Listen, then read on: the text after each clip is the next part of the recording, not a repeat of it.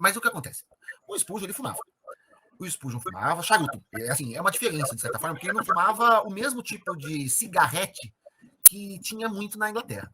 O que eu pesquisei sobre isso, o que me leva a tentar compreender a questão é, uh, o movimento evangélico, principalmente americano, tinha muito problema com isso.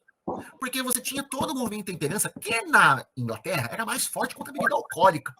Nos Estados Unidos, era bebida alcoólica e fumo. Só que o fumo, mais em relação a cigarros. Cigarretes, não é o mesmo tipo de cigarro de hoje.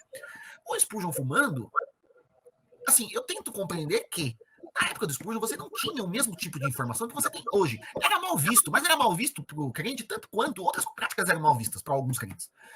O Spurgeon ele era contra muitas outras coisas, que todo mundo concordava. Ele foi muito contra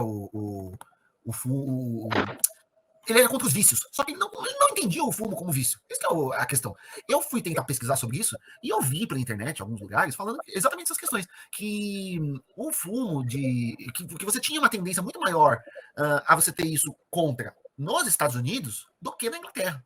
O Spurgeon meio que levou isso assim. Ele não viu que era um pecado claro na Bíblia, como a bebida alcoólica, por exemplo, e aí eu não vou entrar se é a favor ou contra o crente beber, mas assim, você tem como argumentar, mas ele não via isso, porque hoje em dia é fácil você falar assim, não, você não pode fumar, porque vai destruir o seu corpo. Só que para ele lá, ele estava num outro contexto completamente diferente, e que eles estavam vendo aquilo não muito pela questão da saúde, era mais pela questão social.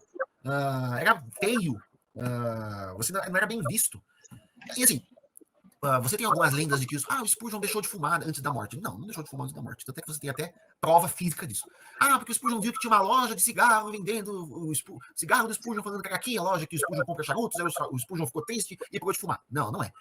Talvez o que você pode ter tido é que o Spurgeon talvez tenha diminuído um pouco por conta dos problemas de saúde que ele teve, que não eram decorrentes do cachimbo, do fumo do charuto. Note, eu não tô falando. Eu não fumo, por exemplo. Eu não tô defendendo que fume. Mas assim, e é prejudicial à saúde mesmo. Só que assim, a gente tem que entender Spurgeon de todos os aspectos dentro do contexto dele. É isso que eu tô procurando colocar até na biografia. Porque assim, exatamente o que você falou. Você teve a Revolução Industrial, que começou a criar situações diferentes para os crentes daquela época. E as respostas da igreja começaram a se adequar a isso. Respostas que podem ter sido boas e que podem ter sido ruins. Porque, de certa forma, o evangelicalismo começou também nesse contexto, e o evangelicalismo, depois do Moody e do Billy Graham, também foram respostas a isso que estava acontecendo lá, e depois o Billy Graham, de outra forma, né?